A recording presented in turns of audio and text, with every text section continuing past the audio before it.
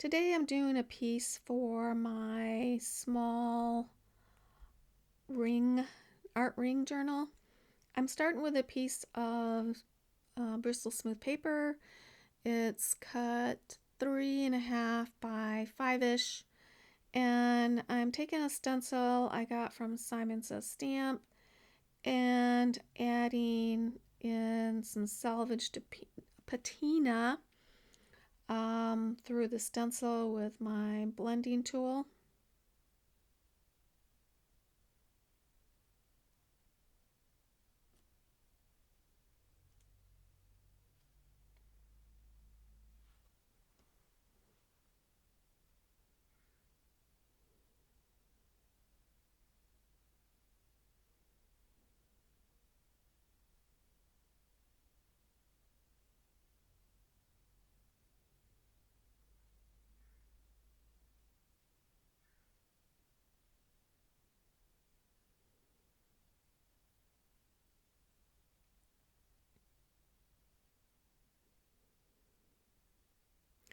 I'm gonna give it a dry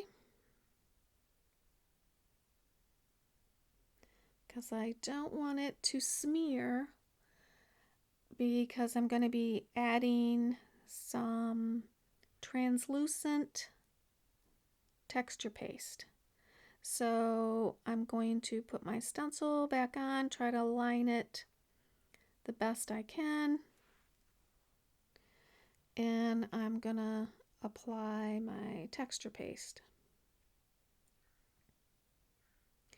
Now the borders between each motif is very small, so I'm going to try really hard to get it all inside each individual.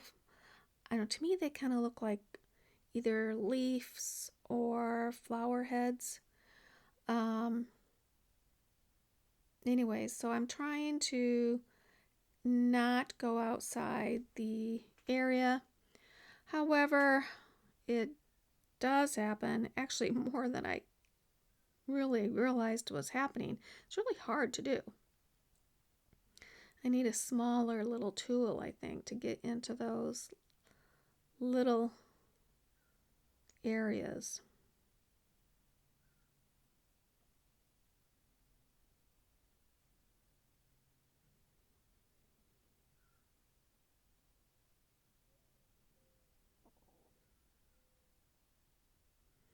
Getting down to the bottom of the pot.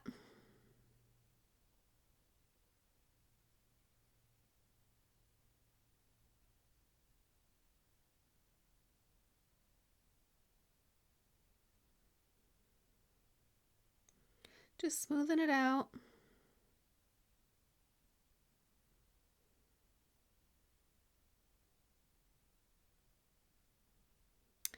And as soon as that stencil comes off, it goes right into a tub of water.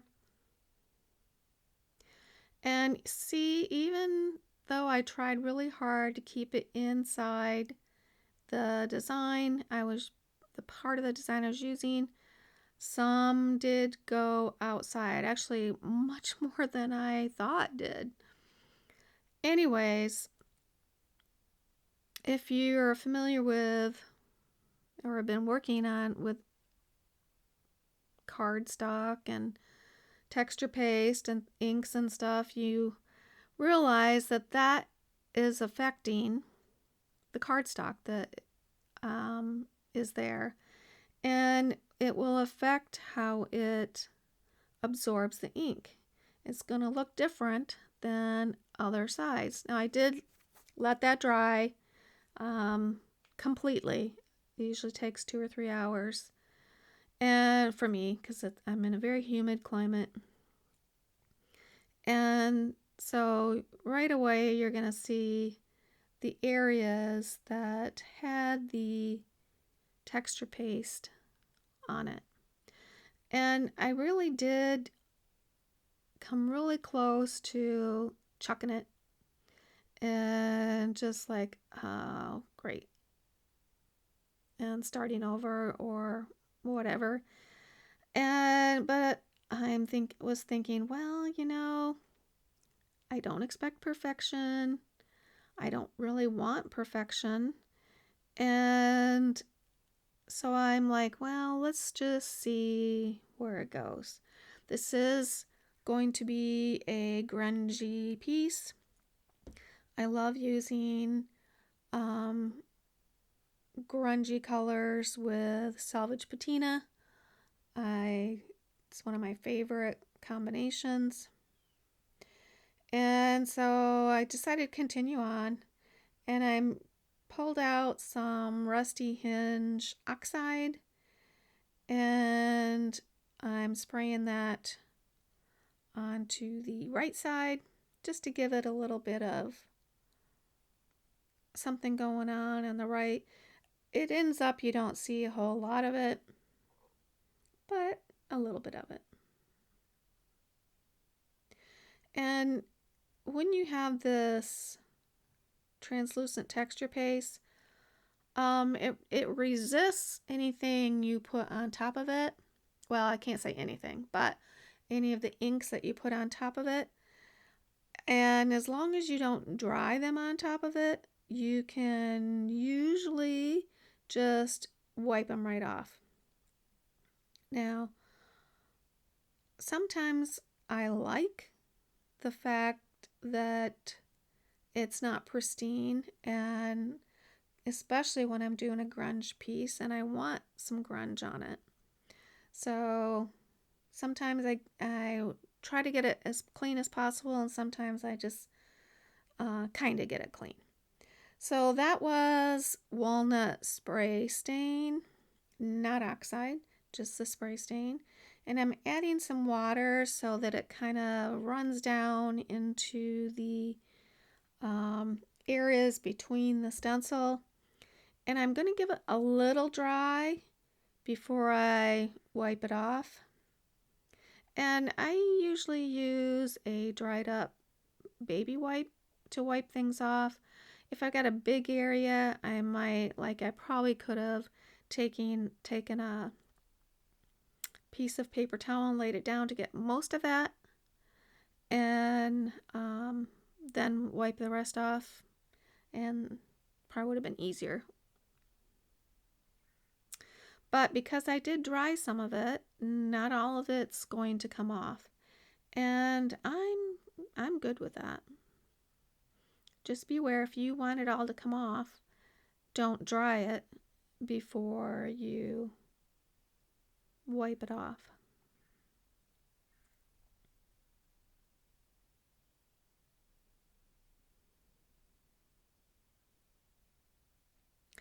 So it's evident where the areas of the overflow of texture paste went, but those are the same areas that I was planning on doing some ephemera. So I'm still gonna go on and see where it goes.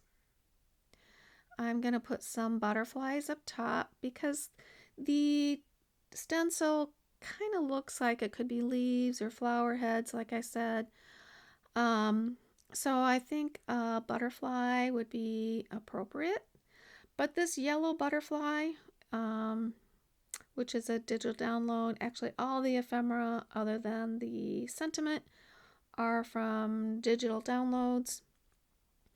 But it just looks a little pristine to me, and so I'm going to stamp some rusty hinge on it, and I really didn't get enough on it right away, so I'm going to apply a little more rusty hinge and then stamp it again.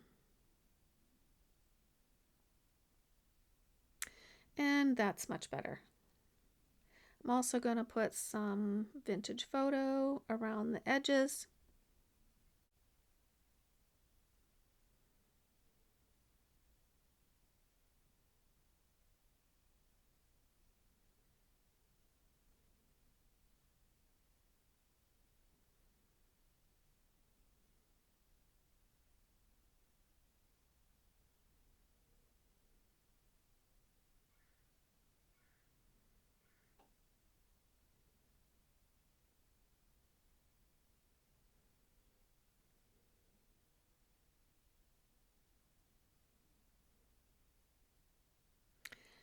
think he's going to look great up there.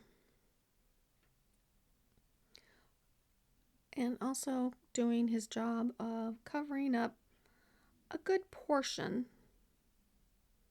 of the texture paste overlap.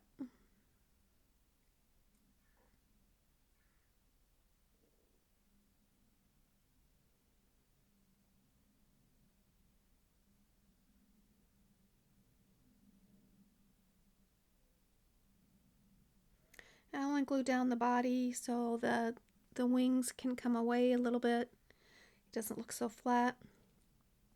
The second butterfly, I planned on stacking them. So I'm grabbing some 3D tabs. And these are just tiny little ones. I've had them forever and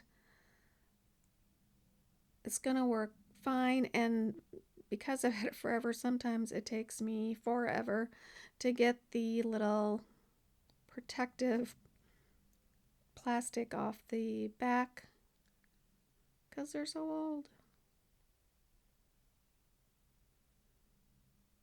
Eventually it does come away.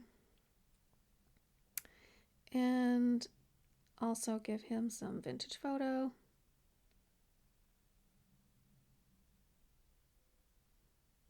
And he's just going to go right on top, almost like I'm stacking them.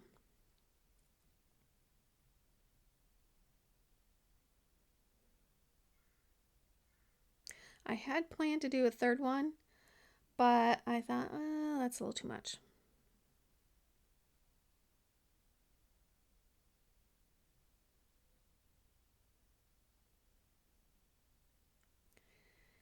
I've got a few things I'm thinking about for the bottom. And one of the ones is a number tag. It kind of looks metalish and rusty, and I think that'll be perfect. So I'm kind of picking out maybe another option to go behind it. I think that guy is just too light in color, so I'll try a couple other things.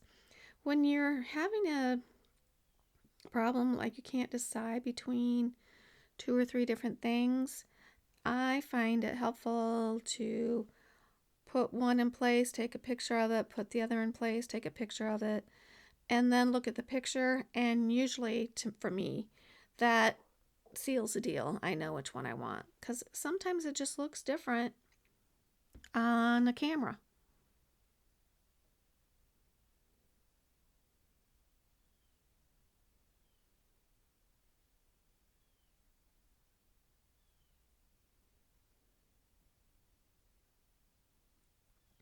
So both those pieces have kind of a rusty metal look, which I think really brings out the rustiness of the piece. But before I add them, I'm going to distress it and grunge it up a little more with some scorched timber. Could definitely use walnut stain. Walnut stain's already on there, so that would have been fine as well. I don't know, maybe it's a crutch, but I tend to go to scorched timber. I don't know why.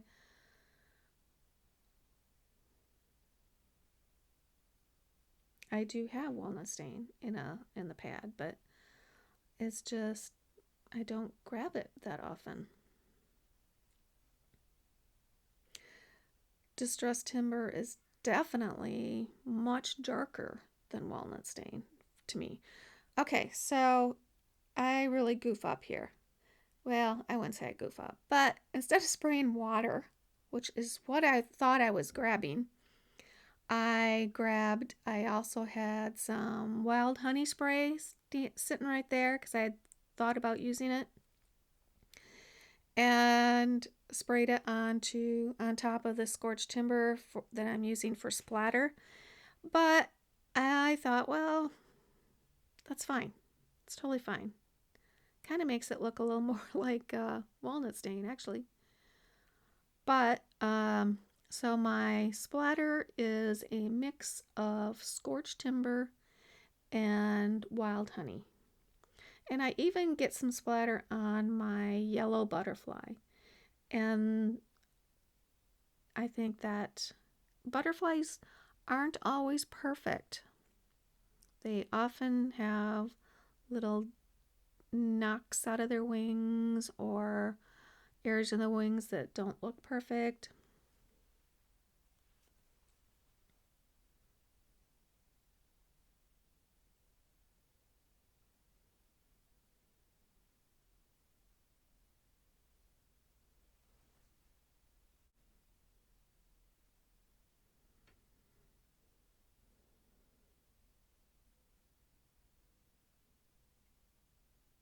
So now I'm getting ready to add my ephemera from down below.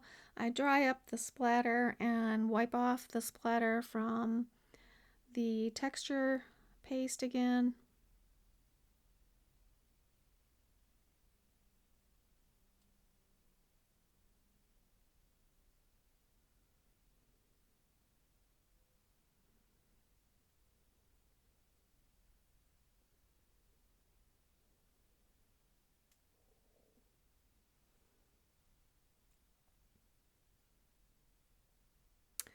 And now I'm ready to add my ephemera pieces.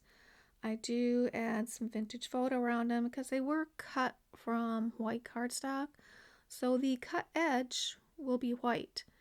And so I just want to make sure, you don't look at it at a certain angle and see the white edge.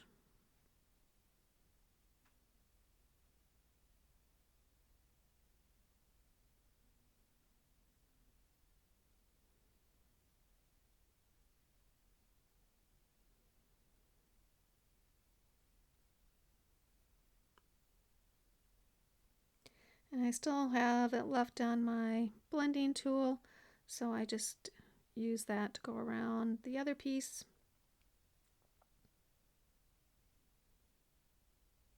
So you can see most of the area with the textured paste overlap gets covered by ephemera anyways. And the area that's not, I'm okay with. Now I'm going to add a sentiment. And because it was almost a throwaway, I decide to go through the Snarky small talk, which I usually can't find one that's gonna be appropriate for the piece I'm making, but I thought, well, this almost was a problem child, so I'm gonna look. And sure enough, right off the bat in the black section, I found one. It says, shh, no one cares. And that's exactly how I felt about this piece. I'm like, I am not a perfectionist, so I do not care if it's got some bumps and bruises. And I think most people feel the same way. It's like it's all in the matter of, does it speak to you in spite of its imperfections? And we're all imperfect anyway, so I thought it was perfect. Perfect for my imperfect project. Now the last thing I'm going to do, this is for my ring journal, and I'm actually doing this the next morning. You can tell by the sunlight changes drastically. And so I punch a hole, and I'm just going to hammer in a eyelet, and that will be it for this piece. If you haven't subscribed yet, I invite you to. I'd love to have you along for my art journey. And if you like this piece, flaws and all, imperfections and all, please give me a thumbs up. Either way, thanks for watching.